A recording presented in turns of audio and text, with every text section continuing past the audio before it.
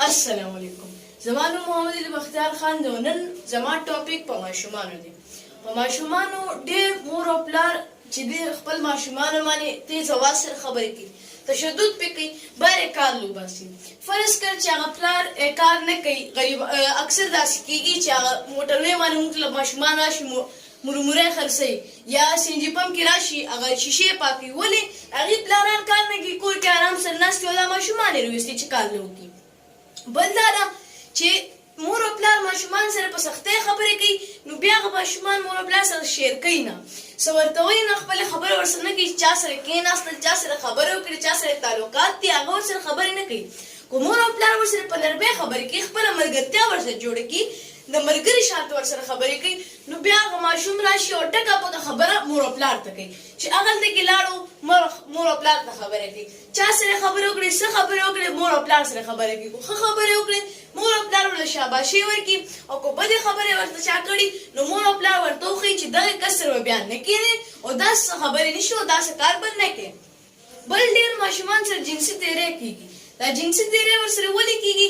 ځکه چې تاسو ورسره غصې سره خبرې کوئ، هغه بیا تاسو ته حل نه وایي او دا واقع وشي. بل ډېر ماشومان ته د خپل کور پته نه وي، د خپل کلي پته ورته نه وي، د خپل مور پلار نوم ورته پته نه وي، د پلار نوم ورته نه وي پته. نو لومړنی کار خو موږ ته دا کول لکه مور او پلار ته دا کول پکار دي چې خپل ماشوم ته د هغه نوم، د پلار نوم، د کلي نوم پکار دی چې خدای وکړه وکړو بیا چېرته هغه روږ شو، نو چې هغه ته خپل د مور او پلار د کلي خپل نوم ورته پتی چې څوک ورته ویلی شي، څوک یې بوتلی شي، مرسته ورسره کولی شي، بوتلی شي.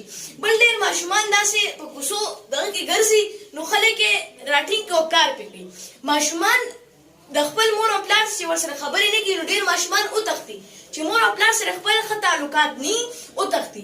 زیات کر پلاران اکثر بچي له په مرۍ غلی شي یا غلط کار وکړي، چې غلط کار وکړي، دا نه چې ورته وښیم، ورته سبق وښي چې دا کار به بیا نه کوې، دا غلط کار دی او دې سره ستا نقصان کېږي. پلار ته پکار دي چې خپل زوی سره ملګرتیا جوړه کړي، مور ته پکار چې خپل لور سره ملګرتیا جوړه کړي، نو بیا به هغه زوی خپل پلار ته هره خبره وي. بل دا زما ټیچرانو ته درخواست دی، استادانو ته درخواست دی چې هغې د ماشومانو چې کله سوال تپوس کړي هغه اټینټیو وي، نو ټیچران ورسره غصې سره خبرې کوي. ټیچران دې ورته لږ په ارام ووایي، نو هغې په ارام مینې خبرې سره هغه ماشوم کې نور کانفیډنټ راشي. ماشوم کې نور کانفیډنټ راشي، نو هغه سوال سره اکټیو شي او کلاس کې نورې خبرې کوي. ټیچر چې سم وایي هغه خپل پارټیسپیشن کوي، کلاس په خبرې کې ډسکشن کې خپل پوره حصه ورکوي. نن چې زه تاسو خبرې کوم، دا زما د ټیچرانو د وجې، زما د مور پلار د وجې، زما د مور پلار د تربیت د وجې، هغې چې ما ته څه ښوولي دي هغه زه تاسو ته نن وایم. بل چې دا مور او پلار او زوی کې دا بچو کې او مور او پلار کې چې کوم تعلقات ښه شي، ملګرتیا جوړه شي، لکه د ملګرو ملګرتیا جوړه شي، دې سره زموږ معاشره به ښه شي، زموږ معاشره به د بد کارونو نه خرابه شي. ګورئ هغه بد کارونه هم د هغه ځای نه شروع شي چې مور او پلار خپل ماشوم ته بالکل غور نه ورکوي، خپل ماشوم سره خبرې نه کوي، نو هغه ماشوم لاړ شي بار بد غلط کارونه زده کړي، هغه بیا نه ورته ښي.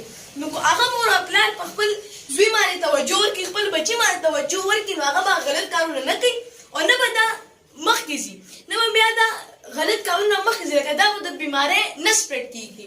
بل ډېر داسې کیسونه راشي چې ماشوم نالۍ ته پرېوتو، ماشوم بالټۍ کې پرېوتو، مړ شو.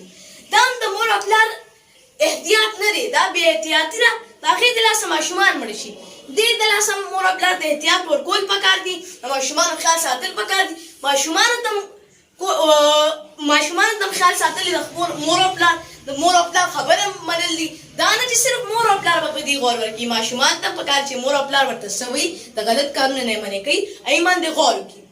کو جندو زه به تاسو سره بل انټرویو کې ملاویږم. جزاک الله.